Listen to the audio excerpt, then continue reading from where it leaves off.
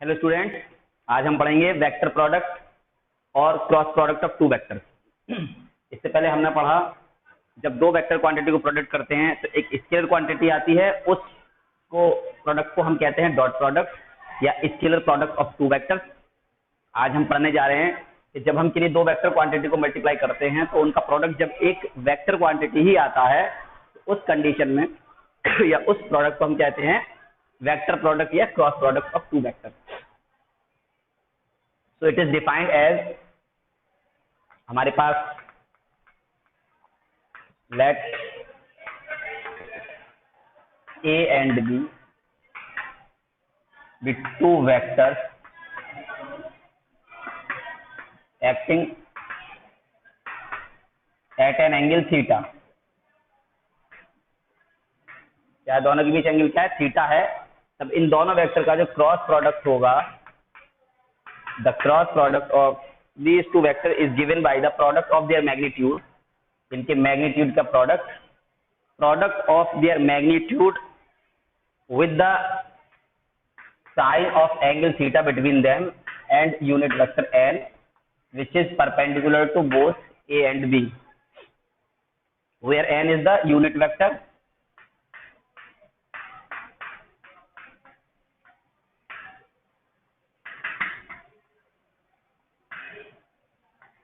perpendicular to both A and B।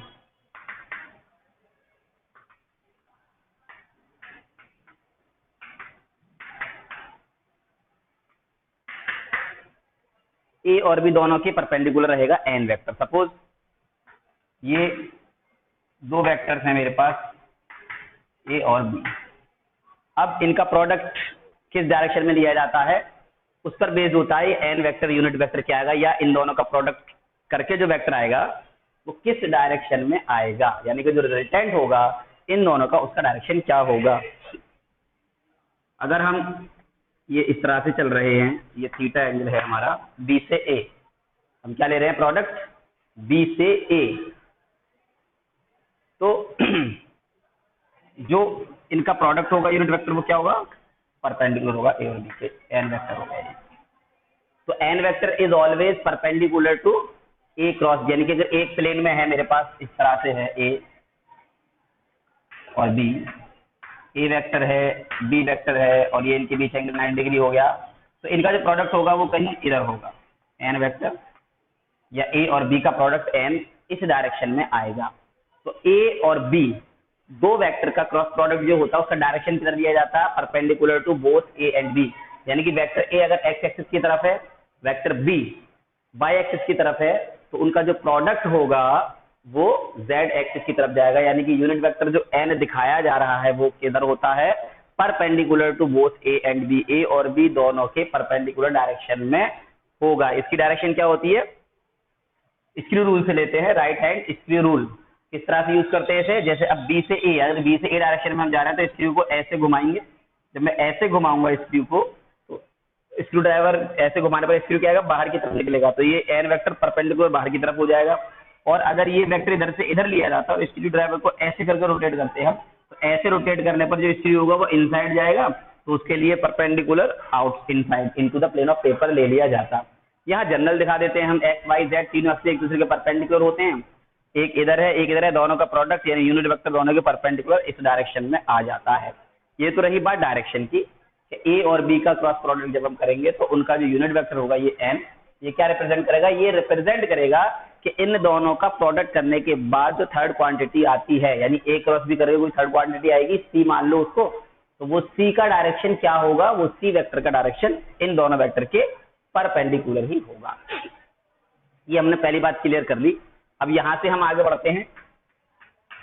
तो यहाँ जो एन वेक्टर है, यूनिट वेक्टर एन जो निकाला जाता है उसका फॉर्मूला होता है A cross B upon magnitude of A cross B. Unit vector निकालेंगे और इनका एंगल जो निकाला जाता है, एंगल निकाला जाता है sine theta equals to A cross B magnitude upon A into B. ये हमारे पास साइन थीटा एंगल आ जाया करता है। तो ये यहाँ से साइन निकालने के लिए और यूनिट वेक्टर एन निकालने के लिए हमारे पास दो फॉर्मूले होते हैं। नेक्स्ट कंडीशन क्या है हमारे पास, I dot I, J dot J and K dot K is always 0। ये हमने पढ़ा था वेक्टर प्रोडक्ट में, ये दोनों क्या हुआ करते थे, 1 हुआ करते थे, लेकिन यहाँ पर 0 होते हैं। और I dot J, sorry cross है यहाँ पर, क्रॉस क्रॉस, और I क्रॉस J बराबर होता है K के, क्योंकि I और J का जो प्रोडक्ट होगा वो इन दोनों के परपेंडिकुलर आएगा। और I जो हो गया एक्स एक्सिस की तरफ हो गया और J हुआ आपका वाई एक्सिस की तरफ, तो इनका प्रोडक्ट जो आएगा इन दोनों के परपेंडिकुलर कौन सी एक्सिस होती है, जेड एक्सिस, इसलिए के आ गया। और अगर मैं इसके डायरेक्शन को चेंज कर देता हूं, यानी कि J क्रॉस I कर देता हूं, तो ये माइनस के आना है, J क्रॉस के I आना है। और अगर डायरेक्शन को चेंज किया K क्रॉस J, तो माइनस I आना है। K क्रॉस I अगर करना है तो माइनस J आएगा, सॉरी J आएगा। और अगर I क्रॉस K कर देते हैं हम, तो क्या आएगा, माइनस J। इसके लिए याद रखेंगे ये clockwise anti clockwise direction. I J K इस तरह से ले लो, I J, अगर क्लॉकवाइज डायरेक्शन में चल रहे हैं हम, I J K, I cross J K आ जाएगा, J क्रॉस K I आ जाएगा, then K cross I J आ जाएगा। लेकिन अगर डायरेक्शन को अपोजिट कर दिया, I क्रॉस K कर दिया तो माइनस J आ जाएगा, K क्रॉस J कर दिया तो माइनस I आ जाएगा, एंड J क्रॉस I कर दिया तो माइनस K आ जाएगा। ये साइक्लिक ऑर्डर में लिया जाता है। तो इस तरह से ये हमारे पास यूनिट वेक्टर के प्रोडक्ट को याद रखेंगे, इसी फॉर्मूले के अकॉर्डिंग निकालते हैं हम। कैसे निकालते हैं ये समझ लेंगे, अभी बच्चे ये सब इसको नोट करते हुए चलेंगे। तो ये इस तरह से है कि A क्रॉस B है हमारे पास, तो अगर मैं यहाँ I और I डाल देता हूँ, A और B की वैल्यू, तो I क्रॉस I, ये क्या होता है, ये एक्सिस है हमारे पास, तो हम जो दिखाते हैं इधर I vector, J vector and K vector. तो I cross I, magnitude of I 1 into इस डायरेक्शन में साइन 0 हो गया, I और I दोनों सेम डायरेक्शन हो गया, तो साइन 0 की वैल्यू क्या होती है, 0। तो I cross I, J cross J both 0, K cross K भी 0। अब यहाँ पर अगर मैं इसको I क्रॉस J ले लेता, तो मैग्नीट्यूड ऑफ I 1 B, यानी magnitude of J 1 sine theta, I इधर है J इधर है, दोनों के बीच एंगल होता 90 डिग्री, तो ये हो गया sine 90। And unit vector N, N means unit vector perpendicular to both A and B, तो I और J दोनों का परपेंडिकुलर यूनिट वेक्टर K, तो यहाँ पर क्या आ जाता है K, साइन 90 1 1 1, तो क्या बच जाता मेरे पास K। This is the I cross J equal to K। यहाँ पे बात क्लियर हो गई है हमारी कि जब भी मैं दो यूनिट वेक्टर का कॉन्जिक्यूटिव यूनिट वेक्टर का मैं अगर प्रोडक्ट करता हूँ, क्रॉस प्रोडक्ट, तो जो उनका रिजल्ट आएगा वो थर्ड यूनिट वेक्टर आएगा, I J के साथ K आ जाएगा। और यहीं पर अगर डायरेक्शन चेंज हो जाता I क्रॉस J की जगह पर, यानी कि इधर न जाते हुए J क्रॉस I कर देते हम, I क्रॉस J की जगह J क्रॉस I कर लेते, डायरेक्शन चेंज कर लेते। I J के कैसे रहता है, साइक्लिक ऑर्डर में लेना है हमें, I J के साइक्लिक ऑर्डर। तो यहाँ से अगर मैं चेक कर लूँ, तो ये कर देते हैं, यहाँ J कर लिया मैंने, ये कि अब साइक्लिक ऑर्डर यानी I से J की तरफ चलना है, J से K की तरफ चलना है, K से I की तरफ चलना है, इस तरह से चलना है। अगर तुमने अपोजिट एंटी क्लॉकवाइज चल गए, तो एंटी क्लॉकवाइज चलने से उनका प्रोडक्ट थर्ड वेक्टर आएगा, लेकिन निगेटिव आएगा, ठीक है। I क्रॉस J K आएगा, J क्रॉस K I आएगा, K क्रॉस I J आएगा, बट अपोजिट डायरेक्शन अगर चलेंगे तो माइनस में आएंगे। आगे बढ़ते हैं, तो ये प्रोडक्ट अच्छे से समझना है। अब अगर हमारे पास बीच में एंगल ना दे रखा हो वेक्टर्स के, अगर हमें एंगल नहीं दिया हो, if vector A equals to x1i, y1j and z1k, and vector B equals to x2i, y2j, z2k, and we have to find A cross B. We don't know the angle between A and B. Then ये हमारे पास एक method है जिसको हम कहते हैं determinant method. अब determinant method कैसे यूज करते हैं वो समझ लेंगे, अच्छे से समझ लेंगे फिर बच्चे।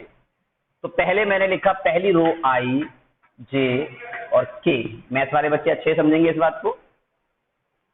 अब यहाँ I, J, K यानी पहले वेक्टर के कोफिशिएंट लिखो, x1, y1, z1, दूसरे कोफिशिएंट लिखो x2, y2 एंड z2। अब इसको डिटर्मिनेंट ओपन कर देते हैं हम। तो ओपन करना आई के साथ वाला कॉलम, आई के साथ वाला रो कैंसिल कर लेते हैं। यहाँ पहले क्या लिखा मैंने, आई लिखा, तो आई के साथ वाला ये रो कैंसिल कर दिया, ये कॉलम कैंसिल कर दिया मैंने। तो क्या बचता है, ये बचा मेरे पास। तो इसका क्रॉस मल्टीप्लाई किया, y1 z2, y1 z2 बीच में माइनस निशान आएगा, y2 z1, y2 z1, ये पहला हो गया। ठीक है, आई x1 y1 jk। अब j, तो ये प्लस, ये माइनस, ये प्लस, इस तरह से लिया जाता है। हमारे पास प्लस साइन होता है, इसके साथ माइनस साइन होता है, सब प्लस साइन होता है, फिर plus minus plus minus plus minus सबके साथ साइन होते हैं। j माइनस, ये जो j है इसके साथ वाला कॉलम और इसके साथ वाली रो को हमने हाइड कर दिया। j के साथ वाली रो हाइड कर दी, कॉलम हाइड कर दिया, बचता है x1 z1 y1 z2। x1 z2 multiply किया, क्रॉस मल्टीप्लाई ऊपर से नीचे, minus y1 z1, x1 z2 y1 z1, ये x2 है बेटा। तो x1 z2 x2 z1। Next k, तो प्लस k चले, k चलते हैं तो k के साथ वाला कॉलम और रो कैंसिल कर लिया, इसको हाइड कर दिया, इसको हाइड कर दिया, ये बचता है, क्रॉस मल्टीप्लाई किया, x1 y2 minus x2 y1। तो ये क्रॉस प्रोडक्ट आता है जब हमें एंगल नहीं दे रखा होता है, ये याद रखना है सभी को। तो ये फॉर्मूला बहुत बड़ा हो जाता है, ये मेथड याद रख लेंगे हम बस, कि हमने क्या किया, आई लिखा, आई के साथ वाला रो और आई के साथ वाला कॉलम हाइड कर लिया। यानी पहले बनाते कैसे, ऐसे दो वेक्टर दे रखे होंगे, आई जे के लिखा पहली रो में आई जे के लिखा, तो पहले वेक्टर के कोफिशिएंट लिख लिए, आई जे और के कोफिशिएंट, x1 y1 z1, ये आ गया।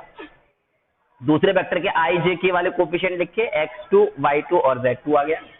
अब इसको हम सॉल्व करते हैं, तो पहले हमने आई लिखा, आई के साथ वाला रो और आई के साथ वाला कॉलम हमने छिपा लिया, हाइड कर लिया, और जो बचा हुआ टर्म है इसका क्रॉस मल्टीप्लाई किया, y1 z2 minus y2 z1। Next यहाँ प्लस, तो ये माइनस के साथ आएगा, माइनस जे, ये वाला कॉलम और ये वाला रो हमने हाइड कर लिया। अब ये x1 z2 और माइनस x2 z1 खेल लिया, फिर k, इसको और इसको हाइड कर दिया, x1 y2 फिर माइनस x2 y1, ये हमने लिख दिया।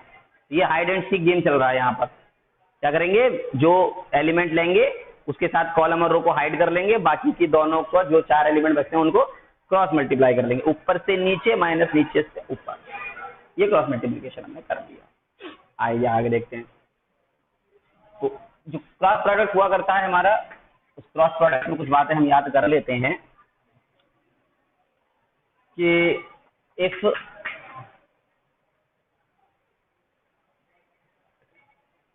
इसका जो एग्जाम्पल होता है क्रॉस प्रोडक्ट का, होता है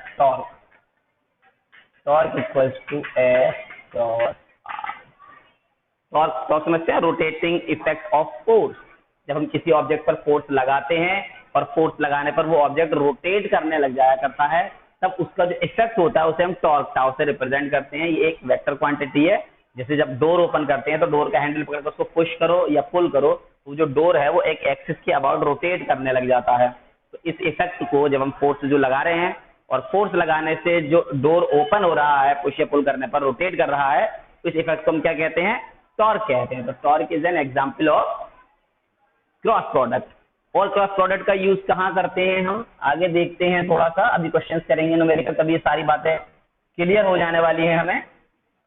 उससे पहले हम इसका एप्लीकेशन समझ लेते हैं। तो अगर हमारे पास एक पैराग्राम दे रखा है,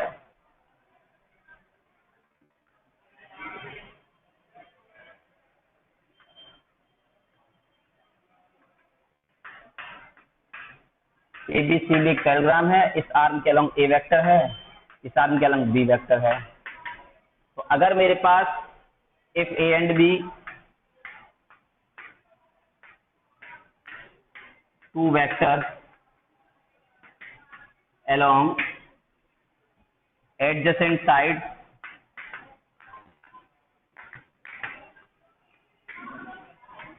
of a parallelogram, तब इसका एरिया जो निकालना है हमें,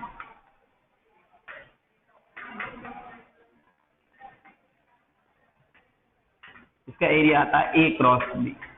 एडजेसेंट साइड का प्रोडक्ट करने पर उसका मैग्नीट्यूड, ये क्या है, ए क्रॉस बी का मैग्नीट्यूड अगर हम निकाल देते हैं तो हमें इस पैरेलग्राम का एरिया मिल जाएगा। इसी तरह से if A and be acting along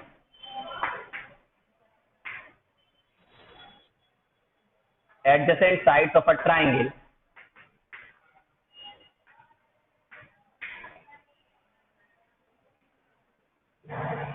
तो एरिया ऑफ ट्राइंगल क्या आएगा, हाफ ए क्रॉस। तो ये हमारे पास एप्लीकेशन हो जाता है क्रॉस प्रोडक्ट का। एरिया ऑफ ट्राइंगल निकाल सकते हैं और एरिया ऑफ पैरेलग्राम निकाल सकते हैं। तो ये कुछ हमारे पास बेसिक कंसेप्ट है cross product of two vectors पर, और इनका यूज करने हम आगे फिजिक्स जब हम पढ़ने जाएंगे, आगे इतने सारे फिजिकल क्वांटिटीज हम पढ़ेंगे, टॉर्क पढ़ेंगे और भी बहुत सारी चीजें पढ़ेंगे, तो वहां पर हमें क्रॉस प्रोडक्ट का यूज करना होगा। इसलिए क्रॉस प्रोडक्ट अच्छे से हमें समझ में आना चाहिए। अब उसके कुछ न्यूमेरिकल क्वेश्चंस करते हैं।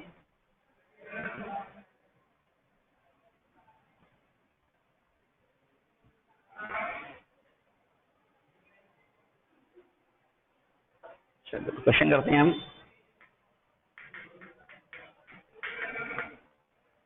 If A equals to and B equals to I minus plus K, then find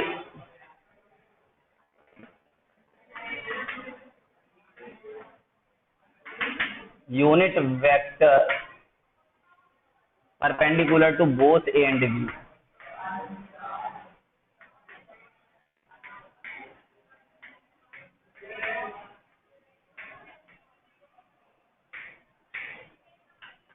Also angle between A and B.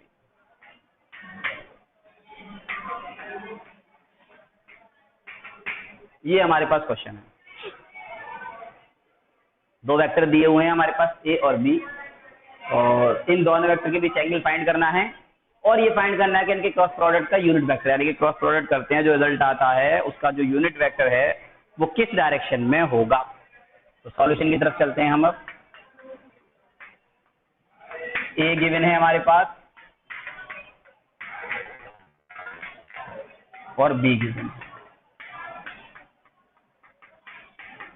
तो यूनिट वेक्टर निकालें या एंगल निकालें, दोनों ही केस में हमें A क्रॉस B चाहिए और A और B का मैग्नीट्यूड चाहिए। फॉर्मूला हमने लिखा था, तो पहले हमने A क्रॉस B निकालना है। A क्रॉस B, तो A क्रॉस B हमने बताया I J और K लिख लेते हैं।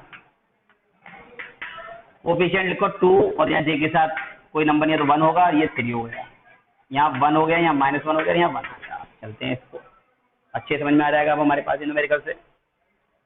हम क्या करते हैं, सबसे पहले हमने लिखा I के साथ वाला रो और I के साथ वाला कॉलम हमने हाइड कर लिया। अब क्या बचता है, 1 का मल्टीप्लाई 1 में, 1 1 1 माइनस 1 का मल्टीप्लाई 3 में, तो ये कितना हो गया, -3। I लिखा, I के साथ वाला रो कैंसिल किया, I के साथ वाला कॉलम कैंसिल किया, बचे हुए का क्रॉस मल्टीप्लाई किया, 1 × 1 1 हो गया, बीच में माइनस का साइन आएगा, -1 × 3 -3 हो गया।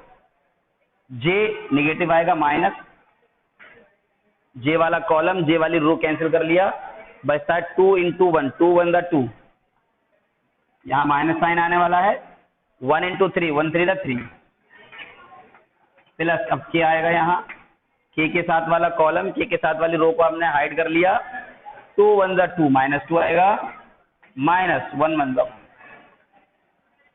तो ये मिला मुझे A क्रॉस B। तो A क्रॉस B क्या आता है, 1 प्लस माइनस प्लस हो जाएगा, 1 + 3 4, 4I 2 - 3 -1, और बाहर माइनस लगा हुआ है, plus J -3 K।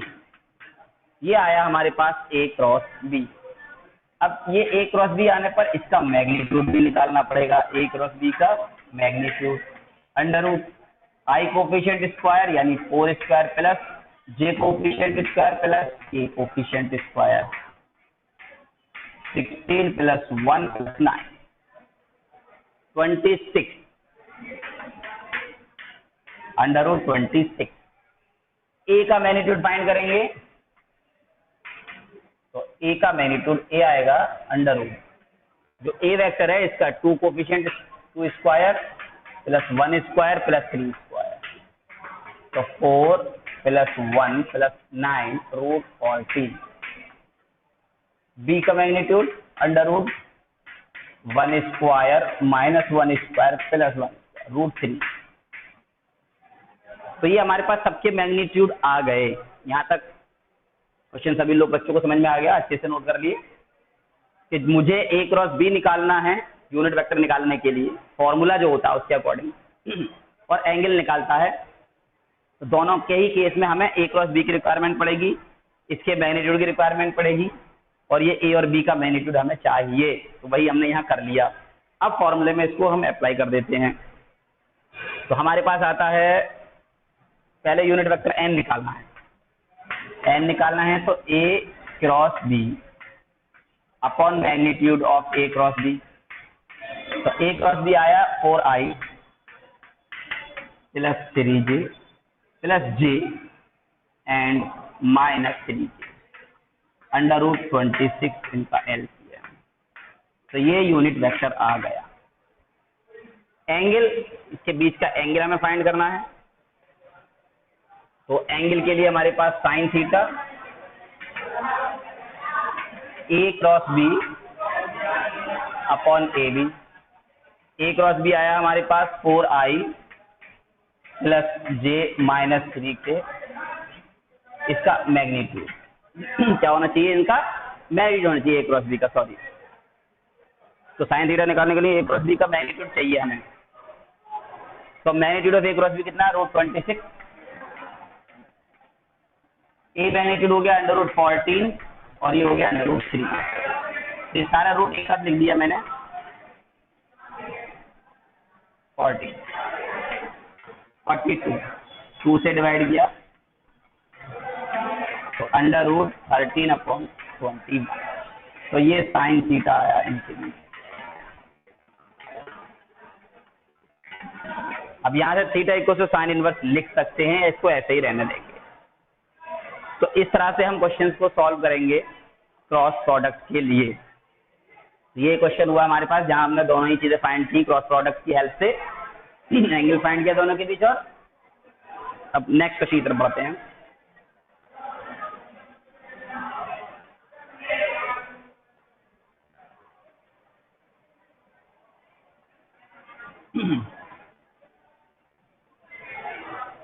Next question है हमारे पास, if a cross b equals to a dot b, find angle between a and b।